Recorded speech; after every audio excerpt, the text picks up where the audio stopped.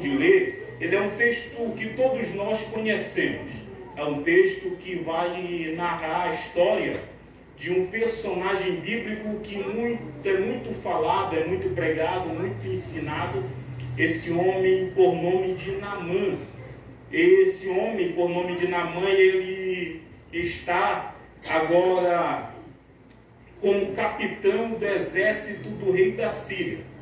Há quem diga que esse período é um período onde a Síria, adolescentes, eles estão em uma crescente muito grande, tomando cidades, tomando lugares, invadindo, por onde eles passam, eles instalam ali o seu império.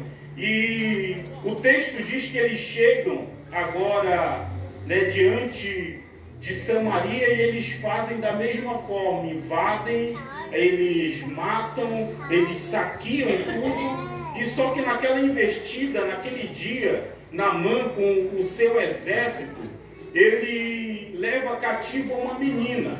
A Bíblia não cita o nome dessa menina, dessa adolescente, que pelo texto dizer que ela era uma menina, ela não tinha mais do que 15 anos de idade. Era uma menina que tinha entre 12 e 15 anos de idade. Quando ela é levada da sua terra, quando ela é tirada da sua família, para ir ficar a serviço da esposa de Naamã.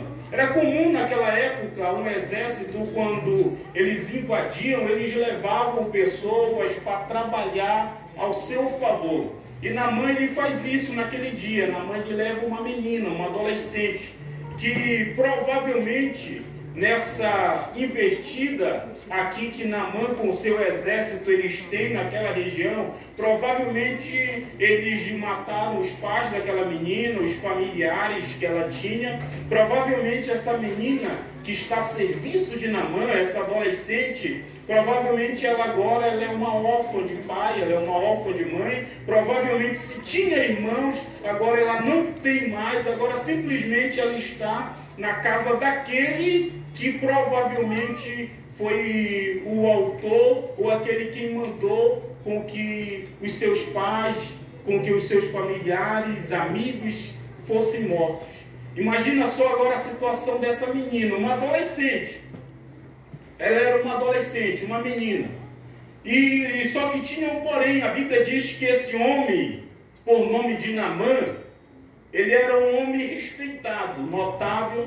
Era um homem que, por seu intermédio, a Bíblia diz que o Senhor lhe dava vitória ao seu povo.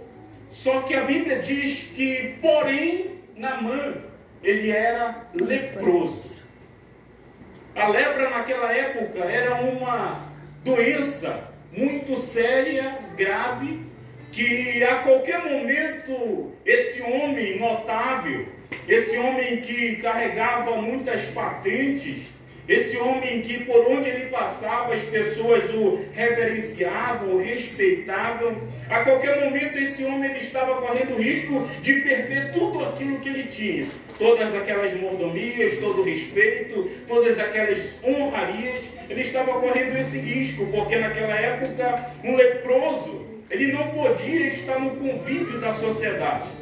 Naquela época, um leproso, ele precisava estar em um lugar isolado, em um lugar afastado da sociedade. E esse homem, como ele tinha uma posição, como ele tinha um prestígio, como ele tinha um cargo, ele ainda estava no convívio, ainda estava com o seu exército, sob os seus cuidados. Só que esse homem, quando ele chegava em casa, queridos, que ele tirava a sua armadura, o seu uniforme de guerra, quem sabe quando ele se colocava na frente de um espelho, se é que ele tinha, ele ia ver a realidade da situação em que ele se encontrava, porque muitas das vezes a boa vestimenta, às vezes esconde muita coisa por dentro. Aleluia! Só que aquele homem que estava correndo esse risco, ele nem se dá conta, ele nem imagina que uma pessoa em que ele trouxe cativa, que uma adolescente que ele trouxe cativa poderia ser aquela portadora de um milagre para a vida de Naamã. Naamã ele não se dá conta de que uma simples adolescente, que, queridos, ela tinha muitas razões. Ela tinha muitas razões, essa menina. Sabe para quê? Para simplesmente deixar Naamã morrer. Para simplesmente desejar o pior para aquele homem. Porque, como eu falei anteriormente, Naamã foi aquele que deu ordens para invadir a sua terra, para matar aqueles que eram próximos a ela. Então, muitas razões ela tinha para ficar simplesmente calada. Só que essa menina, ela tinha e ela conhecia um Deus em Israel. Amém. Glória a Deus. A Bíblia não cita o nome dela. A Bíblia não diz qual era o nome daquela menina. Porque é possível não ter nome, mas ter história. Ela não tinha nome, mas aqui tem uma história. Amém. Glória a Deus. Tem muita gente que tem nome e não tem história. Só que Deus, ele é especialista em pegar aqueles que não são e fazer ser. Deus, ele é especialista em escolher o menor. Glória a Deus. Não foi assim com Davi?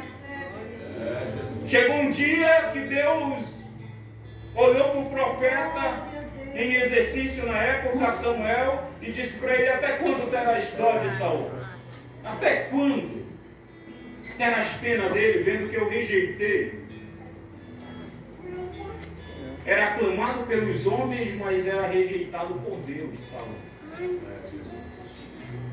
Aí Deus disse: vai a Belém, vai na casa de Jessé, porque dentre os seus filhos eu tenho me provido de um rei. Samuel vai, você conhece a história, ele chega na casa de Jessé, os anciões da cidade ficam preocupados com a chegada do profeta, perguntam para ele se era de paz aquela vinda, ele diz: é de paz, eu vim sacrificar o Senhor, convida Jessé para o sacrifício, os anciões, e ele chega diante de Jessé e diz para Jessé: olha, na verdade, Deus me mandou aqui porque dentre os teus filhos, Deus, ele tem lhe provido de um rei. Imagina Glória só, a Deus. um homem naquela época. Imagina só a situação de Jessé, ao ouvir o profeta dizer que dentre os seus filhos estava o próximo rei de Israel. Imagina